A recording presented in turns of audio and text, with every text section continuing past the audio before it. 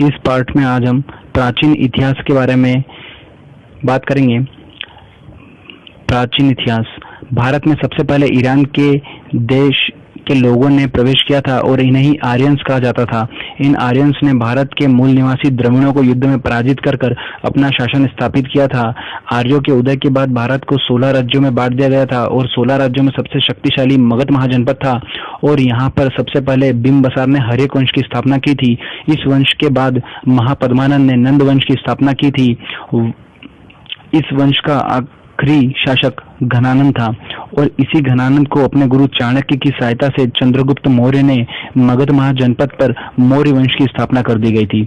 मौर्य वंश की बात करते हैं अपना। मौर्य वंश का संस्थापक कौन था? चंद्रगुप्त मौर्य था। इसके गुरु का नाम चाणक्य था। चाणक्य का वास्तविक नाम क्या था? कौटिल्य था। इसने अर्थशास्त्र नामक पुस्तक लिखी है और इस पुस्तक में राजनीति संबंधी बातों का उल्लेख किया गया था। चंद्रगुप्त मौर्य के शासनकाल में मैसेडोनिया के सरदार शासक सिकंदर ने भारत देश पर आक्रमण किया था और इसके सेनापति का नाम क्या था? सेल्युस निकेटर था। इस सेल्युस निकेटर की पुत्री कार्नेलिया के साथ चंद्रगुप्त मौर्य ने विवाह किया था। इसने भारत के 8 महाजनपदों पर कब्जा जमाया था। इसके बाद बिंदुसार आया। बिंदुसार अगला शासक बना। पुराणों में बिंदुसार को भद्राचार के नाम से जाना जाता है और यह जैन धर्म का अनुयायी था। बिंदुसार ने भारत के 10 महाजनपदों पर कब्जा जमाया था। इसके बाद अशोक अगला शासक बना। पूरे मौर्य वंश में अशोक सबसे महाप्रतापी और सबसे भारत का महाप्रतापी शासक था और उसने 13 महाजनपदों पर कब्जा जमाया था। इसके शासनकाल में शिलालेखों का प्रचलन बढ़ा था। प्रारंभ में अशोक जैन धर्म का अनुयायी था, लेकिन बाद में कलिंग युद्ध में भारी मारकाट के बाद इसने शस्त्रों का त्याग कर दिया था और गौतम बुद्ध के शिष्य उपगुप्त से बौद्ध धर्म की दीक्षा ली थी। इस वंश का अंतिम शासक कौन था? वृहदत्त था। इसके बाद गुप्त वंश आया। गुप्त वंश की बात करते हैं। सातवाहक वंश के 7 करणी को युद्ध में पराजित कर श्रीगुप्त ने गुप्त वंश की स्थापना की थी। श्रीगुप्त ने भारत के 6 महाजनपदों को जीता था। इसके बाद घटोत्कच और फिर चंद्रगुप्त प्रथम अगले शासक बने थे। ये भारत के 320वीं ईस्वी की बात चल रही है। यहाँ पर चंद्रगुप्त प्रथम ने लिच्छवी राजकुमारी कुमार देवी के साथ विवाह किया था।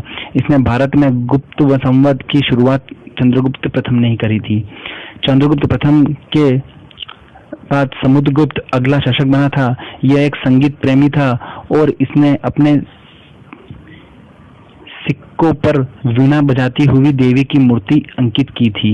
मतलब सिक्कों पर वीणा बजाती हुई देवी की मूर्ति किसने अंकित करी थी? तो वो समुद्रगुप्त था, क्योंकि एक संगीत प्रेमी था। याद रखिएगा, महापराक्रमी होने के कारण इसको भारत देश का नेपोलियन कहा जाता है। किसको? समुद्रगुप्त को ही भारत देश का नेपोलियन कहा जाता है। इसके बाद कुमारगुप्त अगला शासक बना था। नालंदा यूनिवर्सिटी की स्थापना किसने करी थी? कुमारगुप्त ने करी थी। इसके बाद स्कंदगुप्त अगला शासक बना था। इसने भारत में सबसे ज्यादा कृत्रिम झीलों का निर्माण कराया था। इसके बाद चंद्रगुप्त द्वितीय अगला शासक बना था। पूरे गुप्त वंश में सबसे महाप्रतापी चंद्रगुप्त द्वितीय था। इसने भारत देश में शकों के आक्रमण को विफल कर दिया था, जिस कारण इसे शकोप्रम कहा गया। भारत के इतिहास में सबसे पहली बार इसी ने चांदी के सिक्के चलवाए थे। कालिदास, आर्यभट्ट, ब्रह्मगुप्त, सुश्रुत इत्यादि विद्वान इसी के शासनकाल में थे। कालिदास ने मेघदूतम कुमार संवत की रचना की थी और आर्यभट्ट ने सूर्य सिद्धांत की रचना की थी। कुल मिलाकर समस्त सांस्कृतिक उपलब्धियों के कारण चंद्रगुप्त द्वितीय का शासनकाल भारतीय इतिहास का स्वर्णकाल कहा जाता है। इस वंश का अंतिम शासक भानुगुप्त हुआ था। भानुगुप्त हुआ था।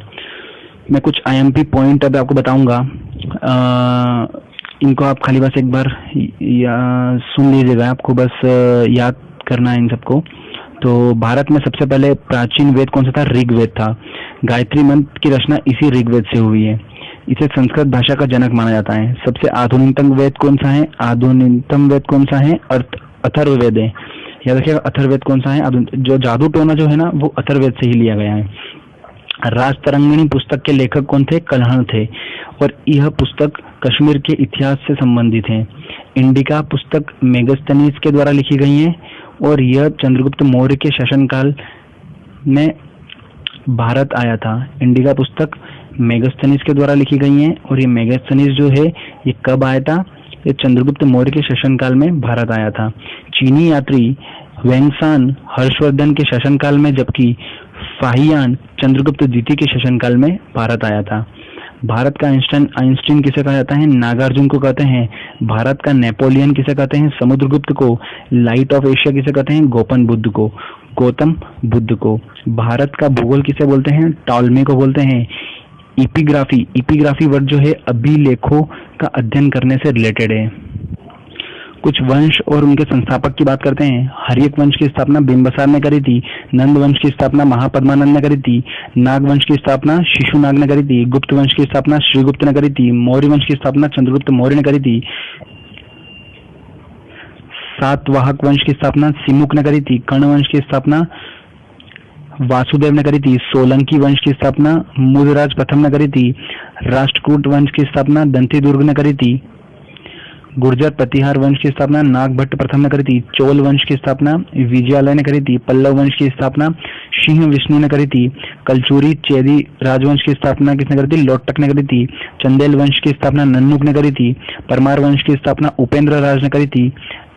चेर वंश की स्थापना परमादित्य ने करी थी।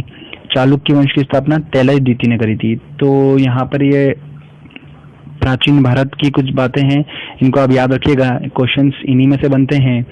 और मध्यकालीन भारत अगले पार्ट में अपन डिस्कस करेंगे। Thank you.